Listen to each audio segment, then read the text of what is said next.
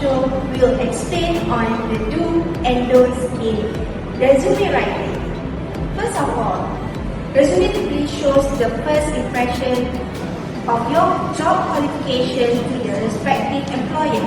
It is important to make a resume a very short one, comprehensive, but attract the employer to call you for an interview. So, the first do is customize your resume every time. It is important to update your resume regularly because you don't want to make a last-minute resume update. You may forget your activities, your past experience, or project that you handled beforehand. Second of all, show your tech skill. It is important to look at what you are expert with. Sometimes the employer will search for the skills that they need and you are the one that qualified because you stated it in the resume. It is important to know that employer always put or use software to analyze your resume. That's why key highlight of your resume should be stated there in your resume. The third one, note your accomplishment. It is important if you are part of student council or representative, or you have gone to conference or meeting or a big event and you have spoken at that place. It is important to show that you are capable to do and be a leader for or to be a good team in an event or in works in the organization. What might? Proofread and proofread again. You know you can ask and seek help from your friend. Ask them to read as the first impression or the first eyes catch the attention or catch the mistake. Ask them to help you whether you make a mistake in terms of pronunciation or any mistake or any grammar, or maybe your sentence is wrong or you typo for that sentence. Make sure that shows that you are a very good and detailed person. If you make a resume that is very good and do not have any mistake in terms of grammar and also sentences. What about, give a head up to your reference.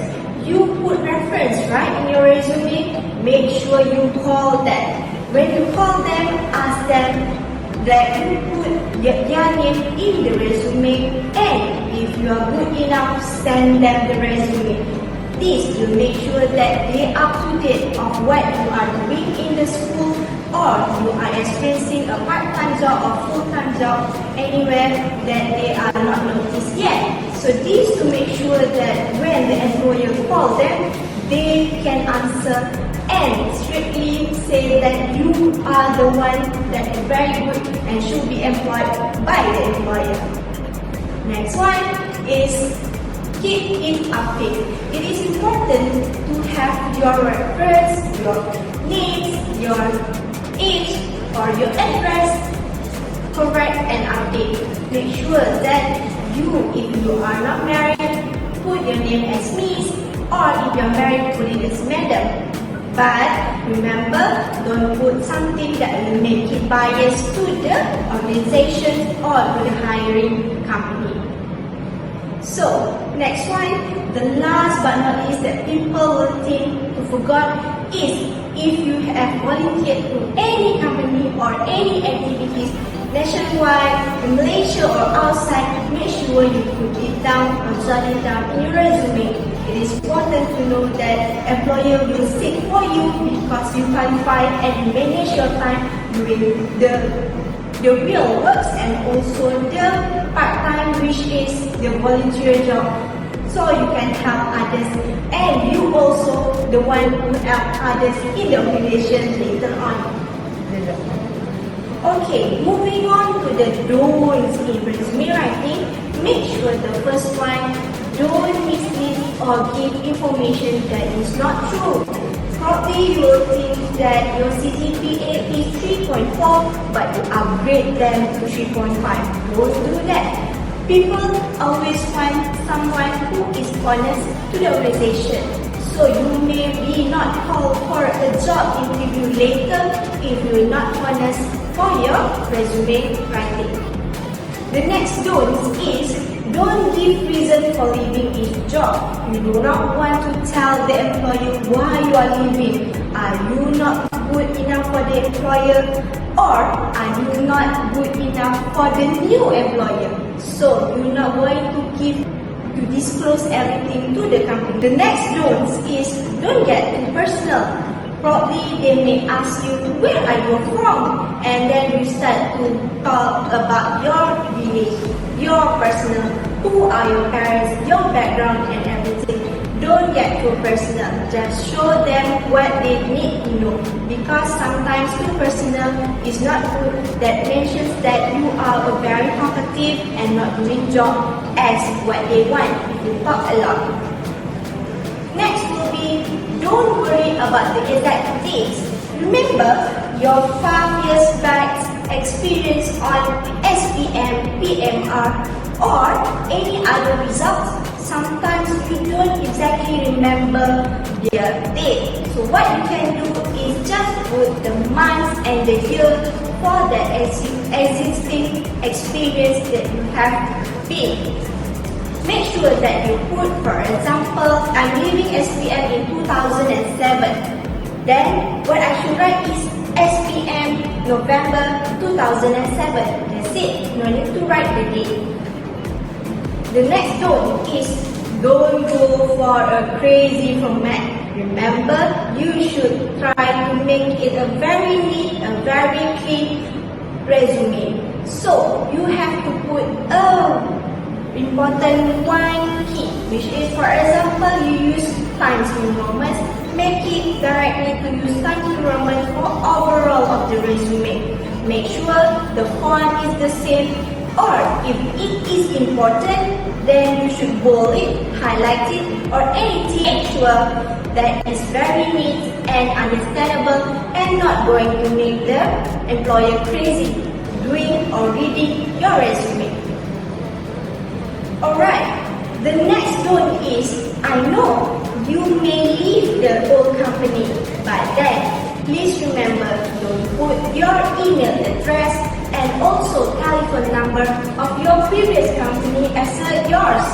Remember, if you put a personal email, it is important and it shows that is your identity. Remember, don't use simply a fancy email address. For example, chubby or pinkish or anything that shows that you're not grown up yet. So make sure you put your name or your full name or anything that is make you as an adult enough. So for example, my name is Faizie, so I put Faizie at yahoo.com.my. Alright, I know most of you or my viewer for today are from university graduate, university college, or anyone who still study.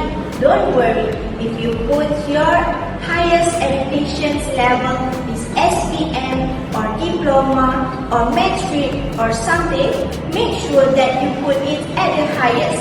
For example, if you are SPM level graduate, put it as 5 A's, 6 A's or 7 A's. Make sure that you not put it too long up until D, E, F, G. So that means that when people who hiring, they know your qualification is start from SPM. If you are a degree level, make sure you put your diploma and degree. But degree should come first, as degree is the most recent one. Next will be don't mislead your employer with your CGPA, skills, abilities, or so on.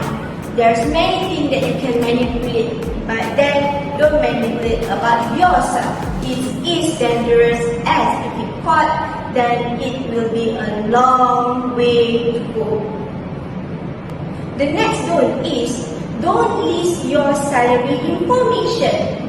Otherwise, if you are going for an interview, then it is okay to put or to say what your salary that you want.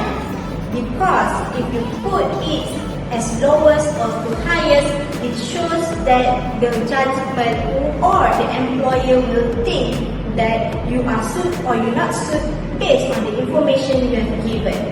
The lowest salary may consider that you are not very good, or you may desperately want that job. Or if it's too high, it shows that you really want that job, or you are too capable for that job. It shows that you are qualified for that job. Don't. The last one, and a very important one, is don't go for more than 2 pages. Are you writing an essay or are you writing a book?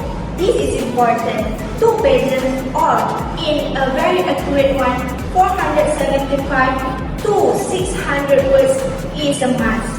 You show only your qualifications, your job experience, what is important, and not go overboard. I think that is for now, as if you want to continue of what is cover letter or other thing about job application up until interview and hiring. Let's go to the next talk show with me, UniCAM Talk Show. Bye bye!